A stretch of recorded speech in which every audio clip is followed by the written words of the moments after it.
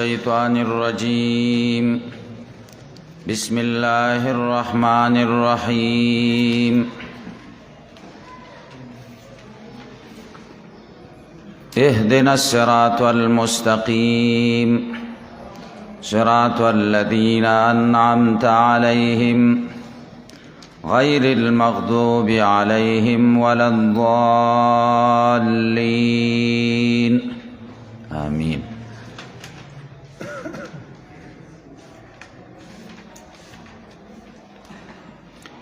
اهدنا الصراط المستقیم سناست تشریح پرون شوی و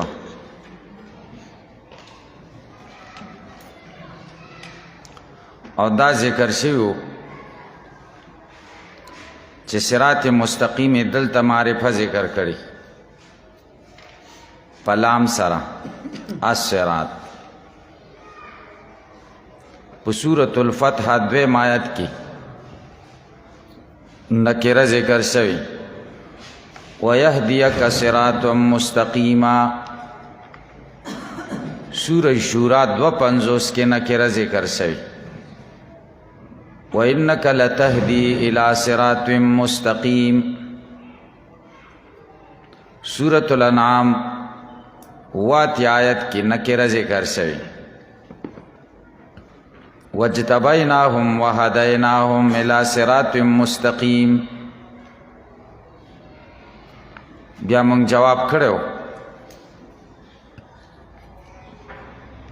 چې دلته تعریف د جامعیت دپاره دی جامع دعا بکې نو تعریف کی جامعیت نو ځکه دلته معرفه ذکر کړه او هغه د اخبار مقاماتو د دعا مقام نو هلته ځکه نکره ذکر کړه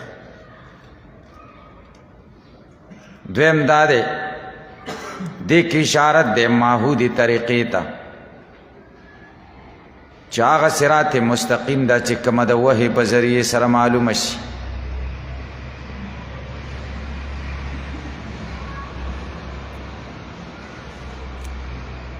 اول تک کم ځایونه چې دي په هغې کې نکرې ذکر شوي بس نیغه لاره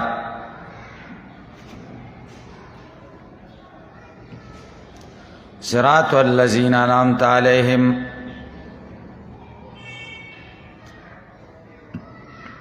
د دې آیت ربط مخکې آیت سره څه دی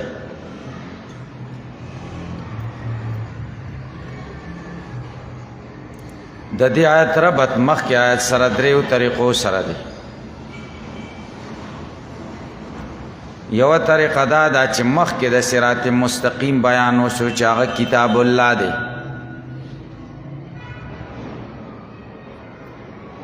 دی آیت کریمه کی بیان د منعم علیہم دے چې هغه رجال الله دی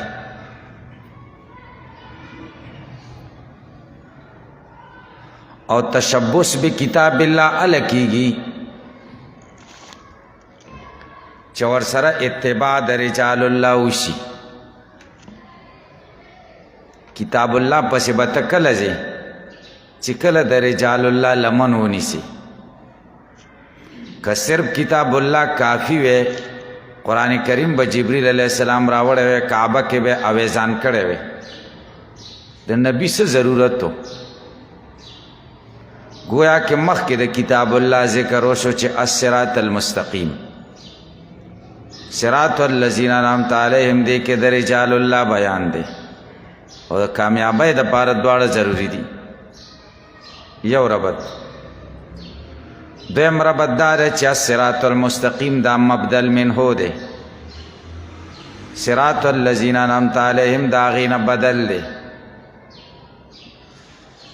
و بدل او مبدل منه په منځ کې مناسبت واضحي کړه دریم ربط دا دی چې مخکې د لارې ذکر وشو صراط مستقیم دی آیت کریمه کې بیان د سالکینو د دې لارې دی د هغې خلکو بیان دی چې په دې لاره تللي دي نو دې کې به تسلی شي مومن ته چې ته په صراط مستقیم زی ځان لنه مرګریم در سره دی او مرګری دی ښه خلک دي چې هغه څوک دي منعم علیهم لاره د هغې کسانو انعمت علیهم چې تا انعام کړی دی په هغوی باندې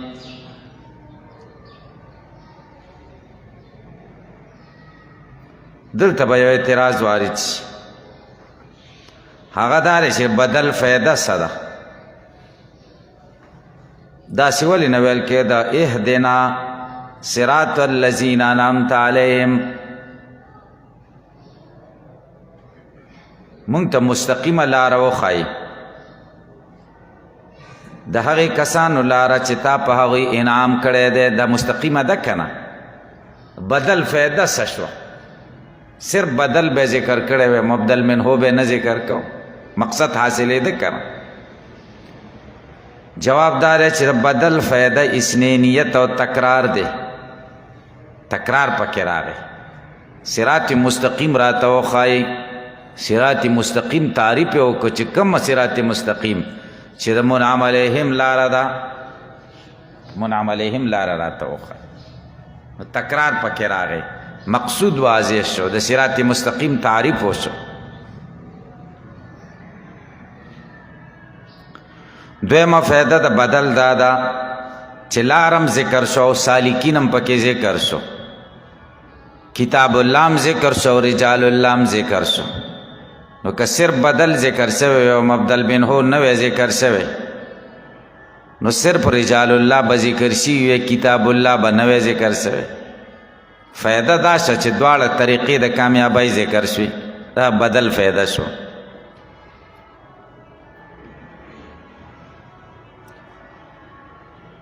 لاره د هغې کسانو چې تا انعام کړی دی په هغوی باندې دلته به یو اعتراض وارد شي داسې ونه ویلې صراط المنعم علیهم انعام ته په فعل سره ذکر که مغضوب علیهم او ضالین خو د فعل سره نو ذکر کړي دا یې ولې فعل سره ذکر کو په طریقې د خطاب سره که داسې ویل شوي وی صراط المنعم علیهم مغضوب علیهم او ضالین سره به مناسبت راغلی وی کنه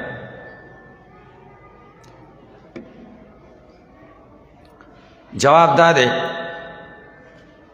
چې دا په هغې طریقې سره وارد دی چې کومه قرآن کریم کې معلومه ده چې هغه د تأدب طریقه ده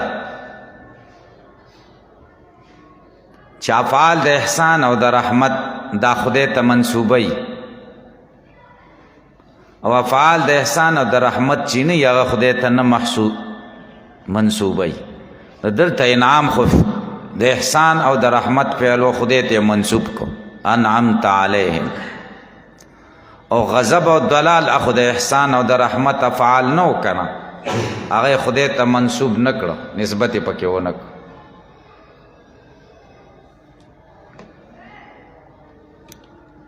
الذي هو يطعمني ويسقين ابراهيم عليه السلام د طعام او د خوراک او د اسکاک نسبت دا خو احسان او د رحمت افعال دی خدای ته منسوبوي و اذا مرضت فهو یشفین مرض ځان ته منسوب کو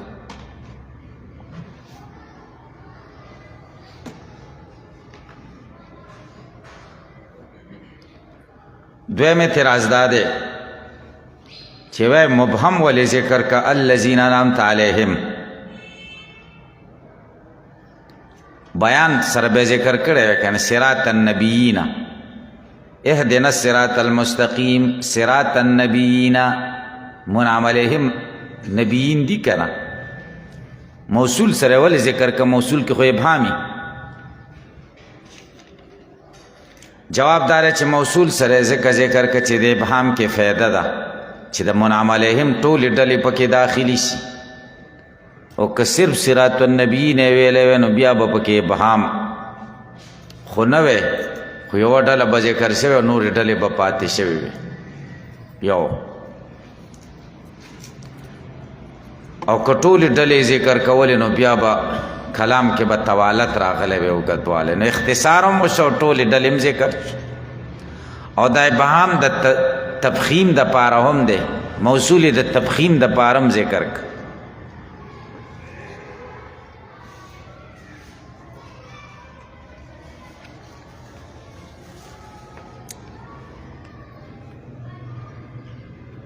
دریم اعتراض دا دی چې انعمت علیهم لاره د هغې کسانو چې تا انعام کړی دی په هغوی باندې څه انعام دی پې کړی د ایمان انعام دی پې کړی د مال دولت انعام دی پې کړی بادشاهي دی ورکړې ده انعام خو مختلف دی هغه مطلق یې ذکر کړه انعام دا ولې جواب دا دی مطلق یې ذکر کړه چې ټولو انعاماتو ته شامل شي که مقید کړی وی نو یو انعام به پکې داخل وی بل به نه وی داخل ټول یې پکې داخل کړه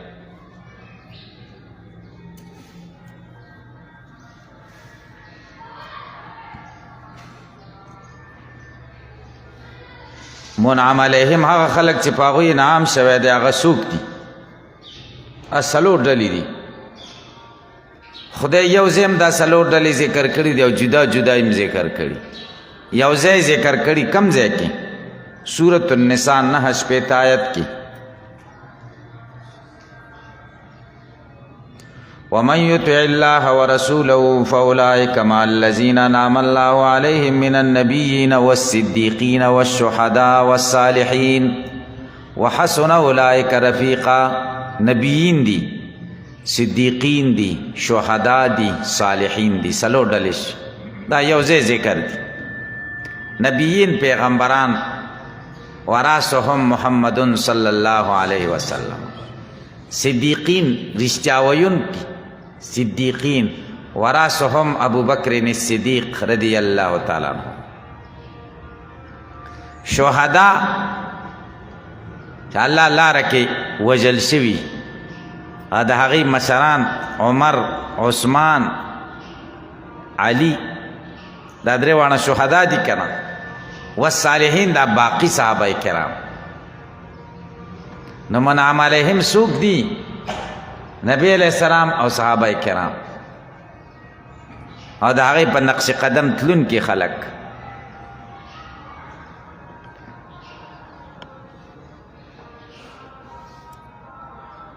دا څلور ډلې جدا جدا هم ذکر شوي دي بیلې بیلې نبیین ذکر شوي دي جدا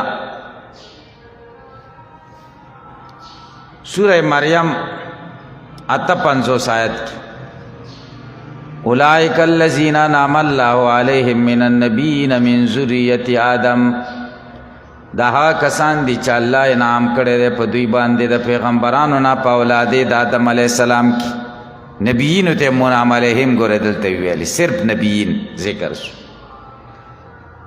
صرف شهدا ذکری آل عمران 101 آیت یستبشرون بنعمت من الله وفضل وان الله لا یضيع اجر المؤمنین دوی تبا زیر ورکول کیږي په نعمت د الله د طرف او په فضل بنعمتن او شهداو د پاره نعمت ذکر شو شهدا منعم علیهم دي صحابه منعم علیهم دي سوره آل عمران 103 فانقلبوا بنعمت من الله وفضل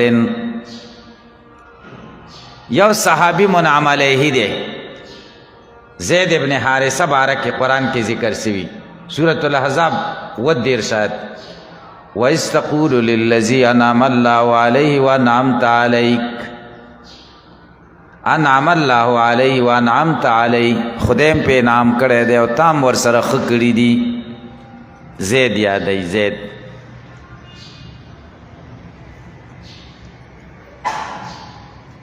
لاره د هغې کسانو چې تا انعام کړی دی په هغوی باندې دا سالکین د طریقې شو د لارې د صراط مستقیم تلونکي خلک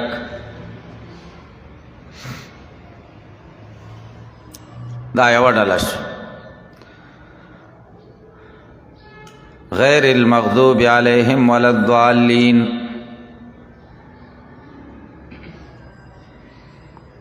هغه چې نه غضب شوی دی په هغوی باندې او نه بې لارې دي یا لار نه د هغې کسانو چې غضب شوی دی په هغوی باندې او نه بې لارې دي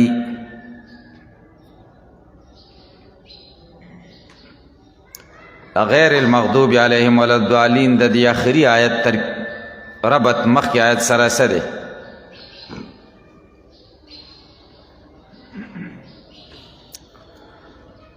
د دې آیت ربط مخکې آیت سره په دریو طریقو دی. یوه طریقه دا ده چې مخکې د الصراط المستقیم ایجابي صفت ذکر شوی و، صراط الذین انعمت علیهم، دا بل لاره د منعم علیهمې. اوس یې سلبي صفت ذکر کوي، دا بل لاره د غضب شدګانو د ضالینو نه وي. د صراط ایجابي صفت او دلته کې سلبي صفت ذکر شي.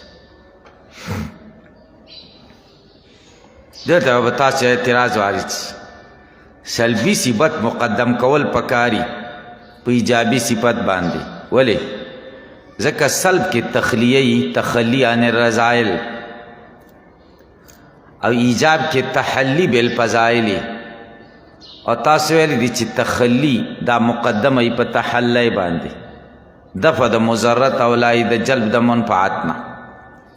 د ایجابي صفت ولې مقدم شه په سلبي؟ جواب دا دی چې عرضه کې تخلیه مقدمه نه وي د تحلیې نه. طریقې مختلفې دي، کله کله تخلیه او تحلیه یو ځای رواني، او کله تخلیه مقدمې په تحلیې باندې، کله تحلیه مقدمه شي په تخلیې باندې. مقام له به ګورئ، دا څه واجب خبره خو نه ده چې هر ځای کې د تخلیه مقدمه په تحلیې. یو پیر صاحب ته مرید ورشي او ورته څه وایي؟ اول ورته وایي د ګناهونو نه توبه وباسه، یو څو ورځې تېرې شي بیا وظایف ورکړي. نو دی تخلي مقدمه کړه په څه؟ تحلی باندې. او کله داسې پیر صاحب ته مرید صاحب ورشي بس فوراً توبې کلمات هم ورته وایي او وظایف هم ورکړي. نو دا دواړه یو ځای روان شو، تخلیه او تحلیه. کله ورته وایي وظایف ورکړي، دا وظایف وایه یو میاشت وروسته راشه نو بیا به توبه وباسي. د تحلیه مقدمه کړه په تخلیه باندې. دا درې واړه طریقې ښې دي.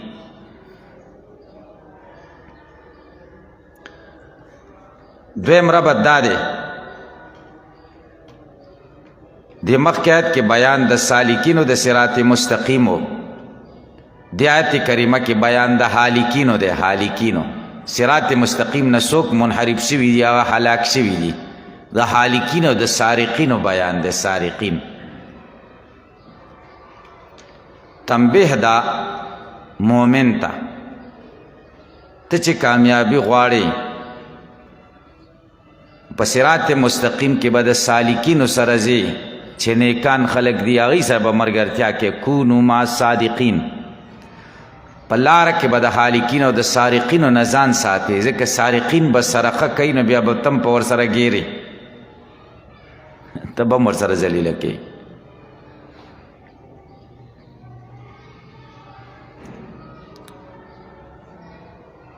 دریم ربط دا دی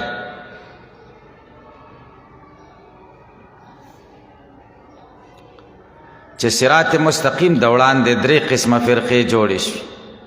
صراط مستقیم نیغه لاره خدای راولېږله چې کتاب الله دی. درې فرقې جوړې شوې. یو هغه خلک و چې هغوی قرآن ومانه، یو هغه خلک و چې قرآن یې ونه مانه، ځکه پوی نه و چې دا حق دی. دریم هغه و چې پوی و چې دا حق دی ویې نه مانه. دا اوله ډله کامیابه ده، دا دوه وروستۍ ډلې دواړه ناکامې دي. مخکې آیت کې د اولې فرقې ذکر و چې کامیابه نجات یافته ډله کومه ده، او غیر المغضوب علیهم ولا الضالین کې د دې دوه وروستو ذکر دی. مغضوب علیهم هغه خلک دي چې حق یې وپېژانده خو انکار یې وکړو. ضالین هغه خلک دي چې حق باندې غوږ ونه ګراو، هېڅ غوږ یې پرې ونه ګراو، هیڅ توجه یې ورنه کړه.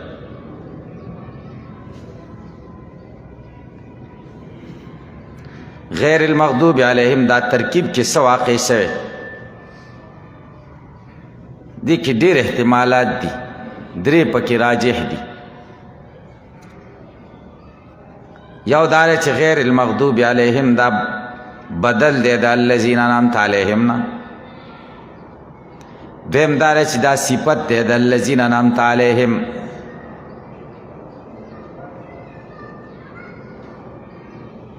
دریم دا دی چې غیر المغضوب علیهم دی، غیر المغضوب علیهم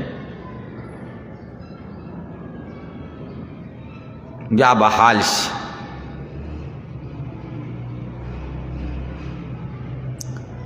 د علیهم د ضمیر مجروره ده، عامل به پکې انعمت شي کله چې قرت د نصب شي.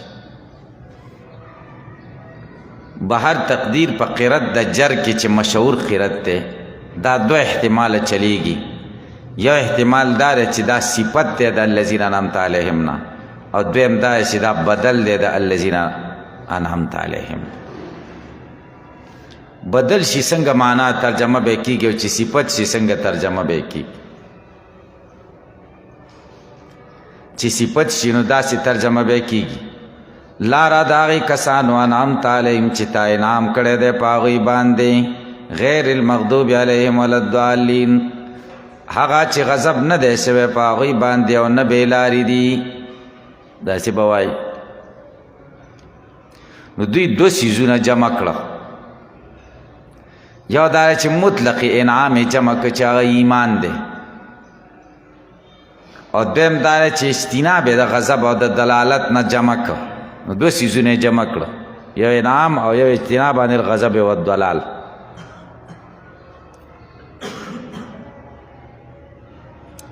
که دا بدل شي نو بیا به ترجمه داسې شي لاره د هغې کسانو چې تا انعام کړی دی په هغوی باندې، لار نه د هغې خلکو چې غضب شوی دی په هغوی باندې او نه د هغو چې بې لارې دي. صراط غیر المغضوب علیهم ولا الضالین ځکه بدل په حکم د تکریر د عامل کی، والذین کې خو عامل صراط او صراط براو باسي.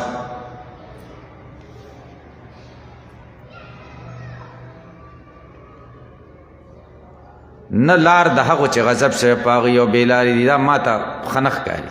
نه لاره ولې ځکه صراط عامل دی که نه، صراط غیر المغضوب، لار نه د هغې چې غضب شوی دی په هغوی باندې او نه د هغو چې بې لارې دي، او نه لاره. نو بیا خو د غیره د مضاف الیه دی، د مضاف نه مقدم که کړه. زما په فکر خو دا ما ته ښه نه ښکاري.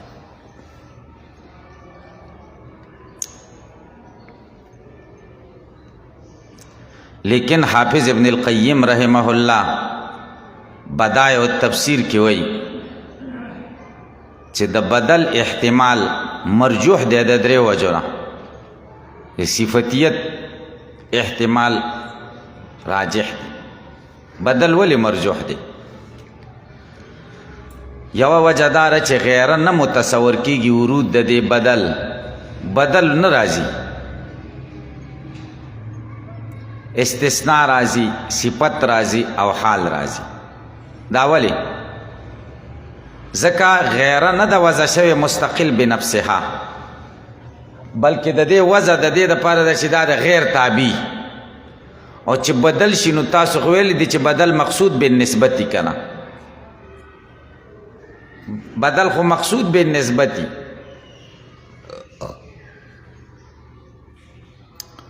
د دې بدل راتلل چرته نه دي شوي، او استثناء او حال او صفت راتللی ډیر دي. دویمه وجه دا ده چې بدلتوب مرجوح دی او صفتوب راجح دی. چې دلته څوک ورته بدل راجح ګڼي هغه وایي صفت نه جوړیږي، ځکه الذین انعمت علیهم دا معرفت او غیر المغضوب علیهم نکره ده. نو نکره به څنګه صفت د معرفې واقع؟ نو دی وایي دا خبره ټیک نه ده. دلته غیر المغضوب علیهم د نکرې د موصول صفت واقع کیږي، ځکه موصول مبهم غیر معین دی. نو په دې کې رایحه د نکرې راغله، نو نکرې صفت واقع کیږي. درېمه وجه دا ده چې بدلیت به اله راجع وی چې صفت مرجوح وی، او صفت کېدل مرجوح د دقې وجې نه دي چې صفت د نکره به صفت د معرفې راشي، او دا خو خبره دلته نه ده. ځکه چې که موصوب معرفه دی چې الذین انعمت علیهم دی نو صفت هم معرفه دی ځکه غیرو خو معرفه کېږي چې کله مضاف شي داسې څیز ته چې هغې دپاره ازدادي کثیره نه وي دلته مغضوب علیهم ته مضاف شوی دی او د هغې یو ضد دی چې منعم علیهم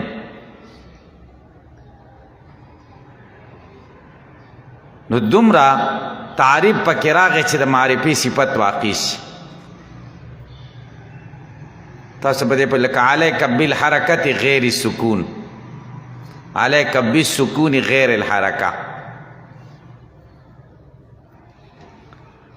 نو صفتو به راجح دی چې صفت دي شي د الذین انعمت علیهم دپاره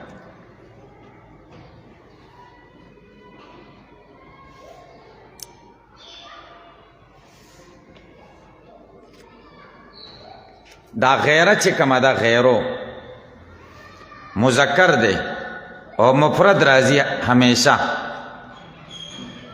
مگر که کله د دې نه مراد مؤنث شي د غیره نه نو بیا فعل به ورته مؤنث کې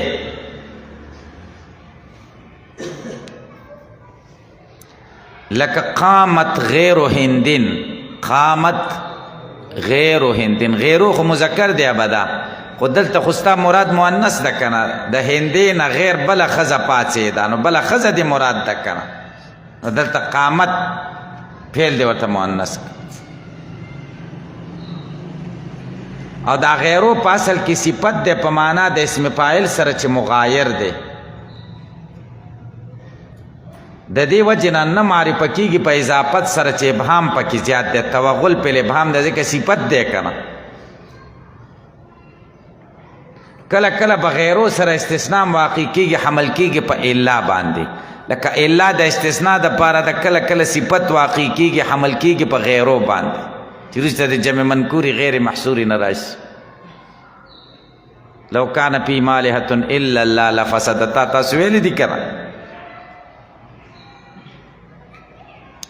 او غیرو داسې ده د هغې الفاظو نه ده چې اضافت ورسره لازم دی یا به لفظا مضاف الیه ورسره وي او یا به تقدیرني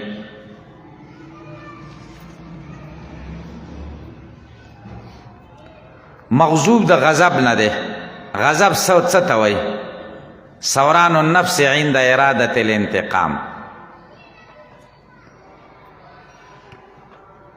وینه په جوش کې راتلل چې کله د انتقام اراده وکړي دې ته غضب وایي سړی څه غوسه شي اراده د انتقام وکړي د غضب نسبت خو خدای ته شوی نو ثوران النفس عند اراده الانتقام دا خو د مرکب صفتونه دي د مرکب څیزونه خدای خو مرکب نه دی کنه جواب دا دی دقه شان مخکې خبره چې مونږ کړې وه دا د غضب تعریف چې مونږ وکړو دا د مخلوق د غضب تعریف دی او د خدای غضب بل شانې دی نارضاتوب سزا ورکول نور کیفیت یې مونږ له نه دی معلوم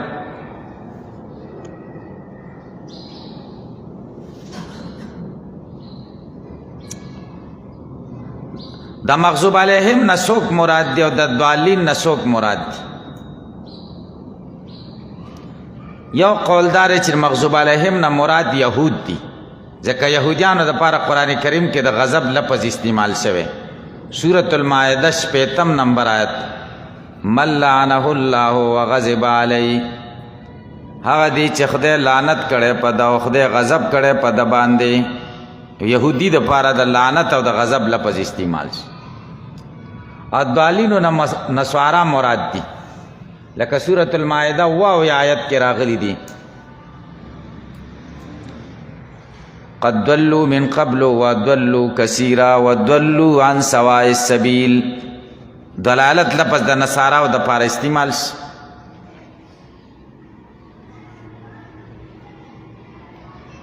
دا یو قول شي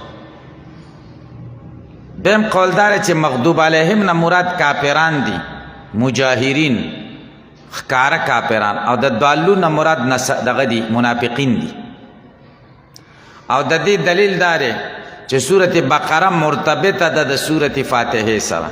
نو سورت فاتحه کې فروق ثلاثه ذکر شو اجمالا. منعم علیهم مؤمنان شو، مغضوب علیهم کافران شو، ضالین منافقین شو.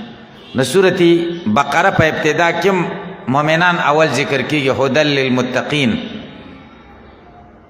تر ان الذین کفروا.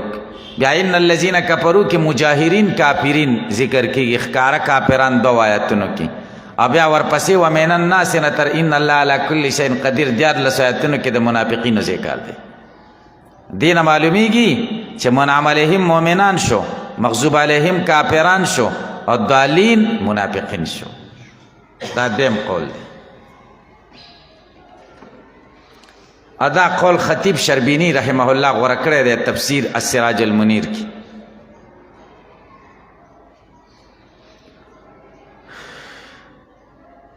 غضب په بنده د خدای د طرفه کله کیږي چې کله یو څو کارونه کوي په قرآن کریم کې دا بنده د غضب مستحق ګرځي.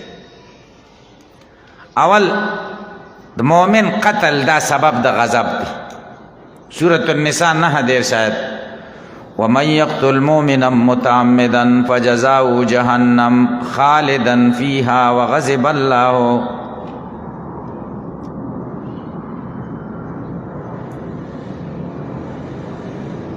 دویم دار په خدای دروغ تړي، دا د خدای د غضب یو سبب دی او دعوت دی ورته. سورة الاعراف 152 ان الذين اتخذوا العجل سينالهم غضب من ربهم. یقینا هغه کسانو چې سخی په خدای توب نیولې زرد چې دوی ته به غضب ورسید رب د طرفه. دریم د خدای د آخرت نه سړی نا امید دی، دا د خدای غضب ته دعوت ورکول دي. سورة الممتحنه 14 آیت یا ایها الذین آمنوا لا تتولوا قوما غضب الله علیهم قد یئسوا من الاخره. اے مومنانو دا خلکو سره مینه مکوئ چې خدای غضب کړی دی په هغوی باندې. ولې به غضب کړی؟ قد یئسوا من الاخره، د آخرت نه نا امید دي. نو یأس من الاخرت دا سبب د غضب دی.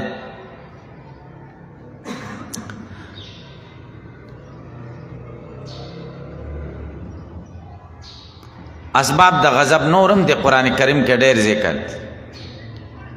دلال ضالین بیلار خلق، د دلالت بیلار توب ته وایي 4 مراحل دي او 4 درجې دي. یوه درجه شک دی، شک سړي ته شک پیدا شي. سړی چې بیلاري کېږي نو اول دا چې شک ورته پیدا شي.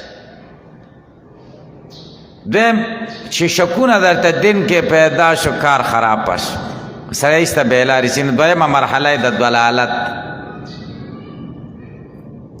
دریمه مرحله څه ده؟ جدل او مخاصمه. باطله طریقه باندې به ډېر کلکې خلکو سره به جګړې کوي، جدل او مخاصمه. څلورم آخري مرحله ختم دی او تبع. خدای په زړه مهر ولګوي، بیا به غنه تمه نه کوي چې دی به سړی شي. بیا سړی کېږي نه.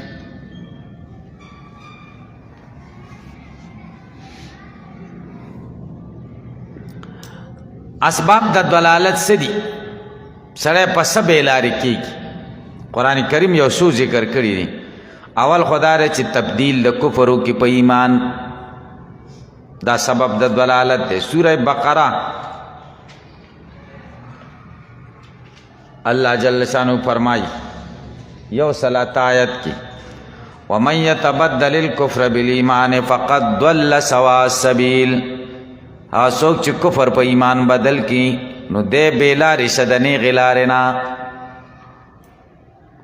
دویم عمل په علم نه کوي، دا ګمراه شي. ترک العمل بالعلم دا دویم سبب. سورة النساء 4 آیت علم تر الی الذین اوتوا نصیبا من الکتاب یشترون الضلالة ویریدون ان تضلوا السبیل.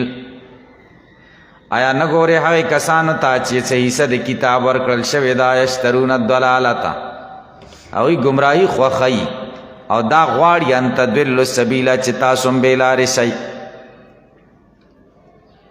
دریم شرک دام سبب د بیلارې توب دی. سورة النساء 114 آیت ومن یشرک بالله فقد ضل ضلالا بعیدا دا لوی لری گمراهی ده.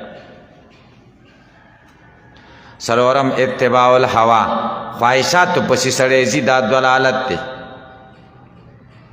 سورة الانعام شپک 50 قل لا اتبعوا اهواءکم قد ضللت اذن ستاسو خواہشاتو پسی نظم قد ضللت اذن زب پا دے وقت کی بیلاری سویم کستاسو خواہشاتو پسی لارسم.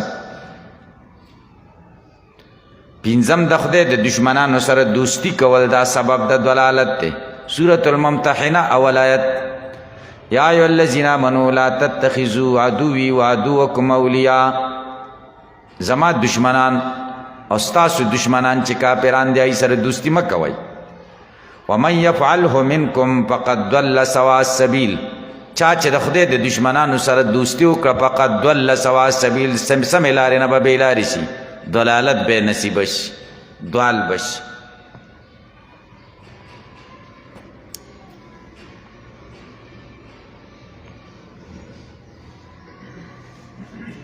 دلته اعتراض دی ها دا دی مغضوب علیهم پسیغه د اسم مفعول ذکر کو دالین پسیغه د فاعل سره اسم فاعل سره داوله.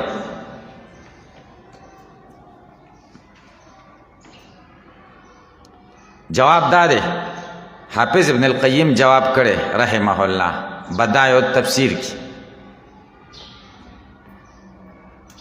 هغه وی اهل الغضب هغه څوک دي چې خدای په دوی غضب کړي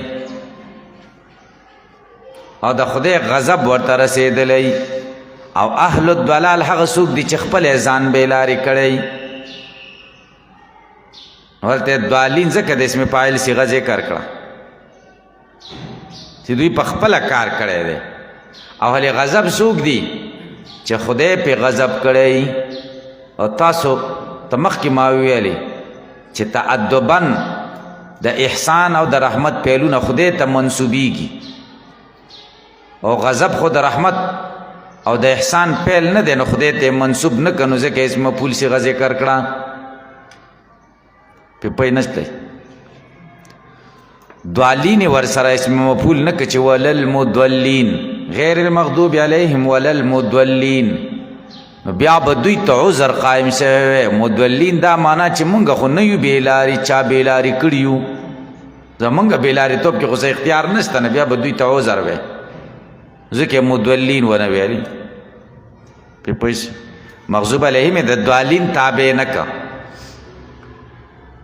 ځکه د غضب پیل د احسان او د رحمت نه دی نو خدای ته نسبت نه کیږي.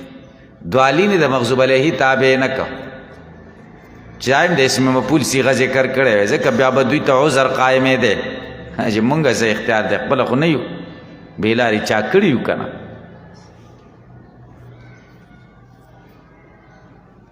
مغضوب علیهم د ضالین نه ولې مقدم کو ځکه چې د مغضوب علیهم نه مراد یهودیان شنو د هغوی زمانه مقدمه وه او ضالین نه مراد نصارا شي د هغوی زمانه مؤخره وه نو تاخیر زمانی خیال وساته او د تقدیم زمانی که د مغضوب علیهم نه مراد مجاهر کافر شي ښکاره کافر او د منافق د ضالین نه مراد منافق شي نو بیا مغضوب علیهم ځکه مقدم کو چې کافر مجاهر د ادنا حالن دی د منافق کافر نه او طریقه د تعلیم دارا چې ترقی کیږي د ادنا نه اعلی ته ځکه کفر د کافر مجاهر دا ادنا دی د کفر د منافق نه منافق کفر خو ډېر اشد دی وروسته به راشي ومن الناس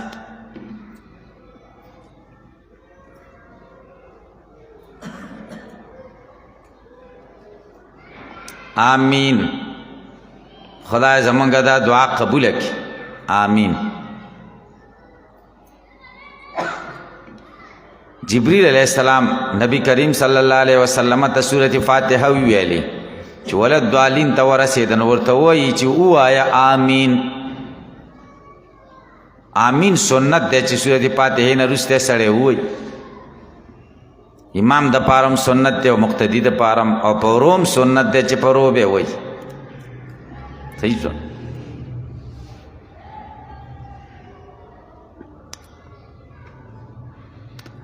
سوال دار چې امین په قرآن کې بیا ولی نه دی لیکلی قرآن کې خو امین نشته جواب دار چې امین غیر قرآن دی او غیر قرآن خو قرآن کې نه کنه غیر قرآن دی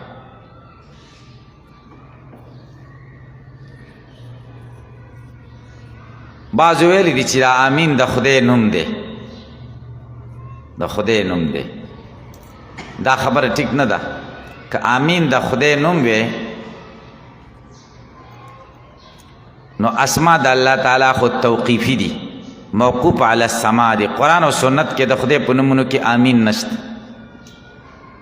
یو دویم دا چې دا به بیا منادا وی په حذف د حرف ندا سره او منادا مفرد معرفه خو مبنی علی علامت الرفع تاسو په دې پوه شئ نو دې معلومه شو چې امین د خدای نوم نه دی چې یا امین غیر المغضوب علیهم ولا الضالین یا امین ای خدایا او استجب لنا زمونږ دعا قبول کړي دا پکې پټه ده د مرجوح قول دی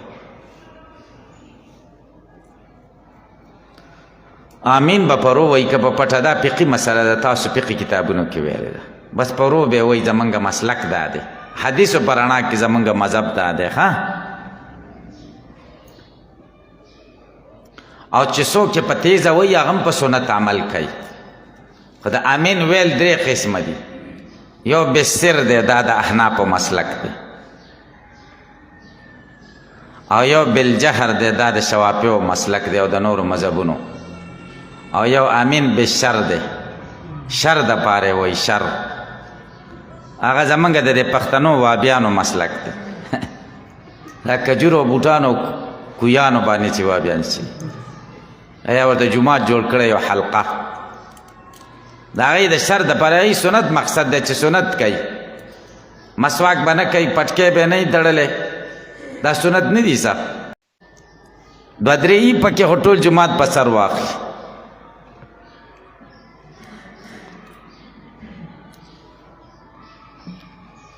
سورت فاتحه کې یو څو مسلې دي اول خدا رے چاول د صورت مشتمل دے پا ثنا علی اللہ او آخر مشتمل دے پا زم د هغه خلکو چې د ایمان نه مخ اړولې ده په دې کې اشاره ده د دې خبرې ته چې د نیکیو سر دا ده د کامیابی سر او بنیاد دار چې خدای ته توجه کله که صورت په ابتدا کې چې توجه د الله ته او د شرونو بنیاد دا ده د شرونو بنیاد دا دی چې ته د هغې خلکو پسې لاړ شي چې هغه د خدای نه معرض دي اعراض کوونکي دي گویا کې اول د فاتحې کې دا دی چې خدای سره به دوستی کې دې ته تولی وایي ولا او د صورت فاتحې په آخره کې دا دی چې خدای د دشمنانو سره به دشمني کې د هغوی په لاره به نه ځې دې ته وایي برا تبري ولا او برا ګورې دا ډېرې غټې خبرې دي کافر سره به دوستی نه کوي د خدای د دشمن سره به دوستی نه کوي او دا دشمني به هم ورسره په مقدار د وس او طاقت سره کوي څومره د وس او طاقت یې دومره به کوي شریعت تا ته دایره کار ښودلې د هغې مطابق به عمل کوي دویم صورت فاتحه کې یو څو مسلو ته اشاره وشوه اول خدا را چې صورت فاتحه کې د علم نحو یو څو جملې ذکر شوي الحمدلله رب العالمین الرحمن الرحیم مالک یوم الدین دا ټوله یوه جمله شوه او دا جمله داسې ده چې خبریه ده لفظا او انشائیه ده معنا دا یوه شوه ایاک نعبد و ایاک نستعین دا خبریه محضه ده اهدنا الصراط المستقیم دا انشائیه محضه ده خالص انشائیه جملم پا که خدای ذکر کر اسمیم پا که خدای ذکر کرده دا جمله اسمیه الحمدللہ فعلیم پا که خدای ذکر کرده دا ایاک نعبد و ایاک نستعین و اهدنا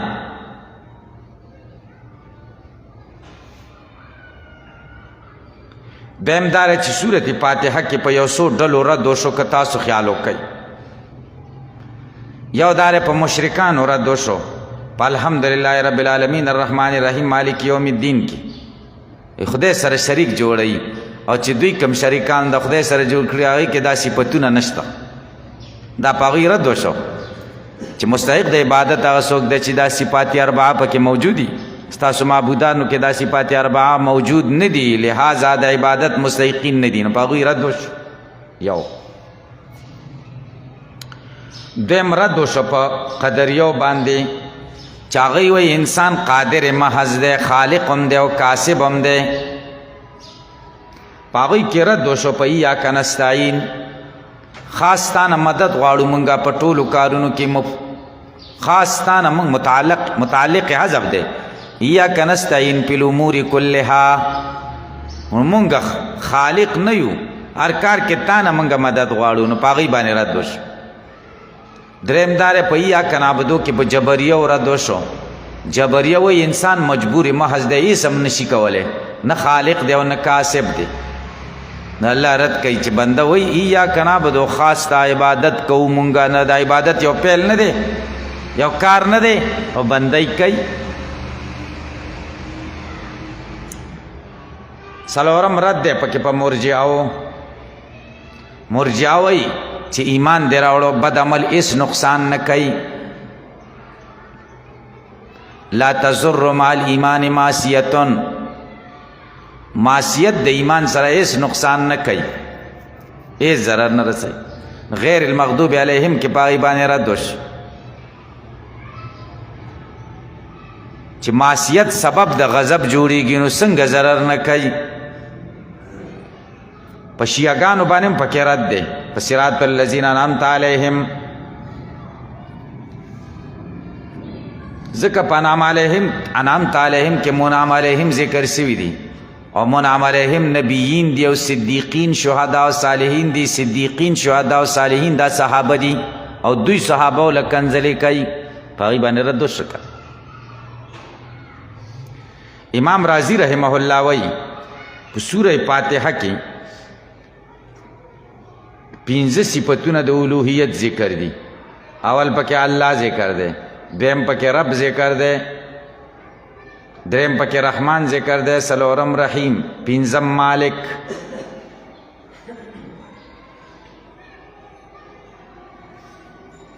دا 15 صفتونه پکې د الوهیت ذکر دي.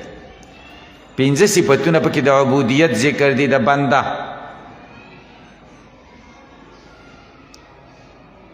اول د عبودیت صفت نه پکې عبودیت دی په نعبدو کې. دویم استعانت دی په ایاک نستعین کې. دریم طلب د هدایت دی په اهدنا کې. څلورم طلب د استقامت دی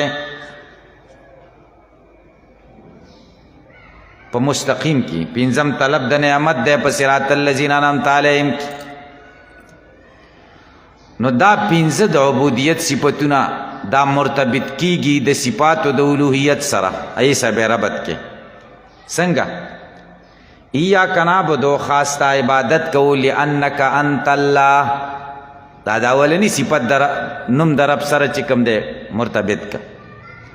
و ایاک نستعین، خاص تا نه مدد غواړو، لانک انت الرب، ځکه ته زمونږ پالونکی. اهدنا الصراط المستقیم، مونږه هدایت غواړو.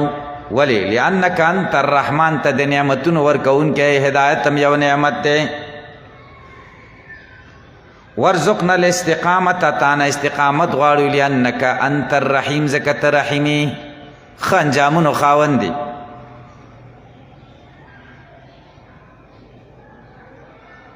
او منګ باندې نعمتونه راوورې، لانک مالک یوم الدین، ځکه ته مالک د ورځې د جزای. صراط الذین انعمت علیهم کې د نعمت طلب شو کنه. دا لګیږي د چا سره؟ د مالک یوم الدین سره. قیامت د ورځې مالک. دا عامې مسلې شي په سورت فاتحه کې. د علم بلاغت یو څو مسلې دي په سورت فاتحه کې. بلاغت یو څو مسلو ته پکې اشاره شوی.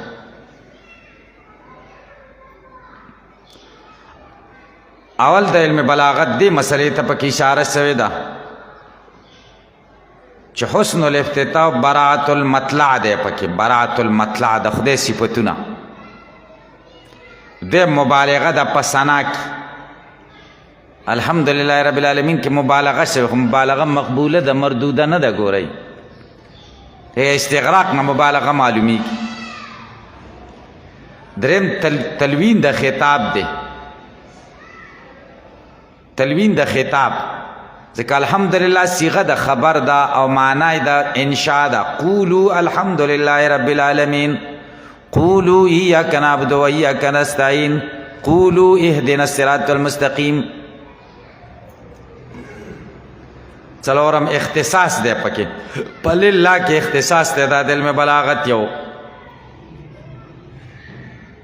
سیز دی پنځم حذف دی پکې لکه صراط د غیر صراط غیر المغضوب علیهم کې صراط حذف دی نو حذف هم پکې راغی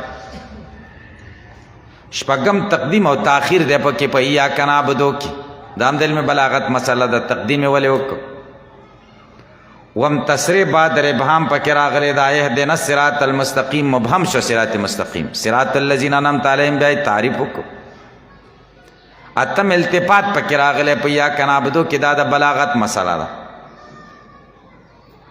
نهم طلب د شی او مراد پای سره دوام او استمرار د شی اهدنا الصراط المستقیم طلب د هدایت او مراد دوام د هدایت علم بلاغت مسله ده لسم سجا متوازی د پر رحمان الرحیم الصراط المستقیم نستعین او ضالین کی ټول په نون او میم باندې پوره شوی دي سجدا پک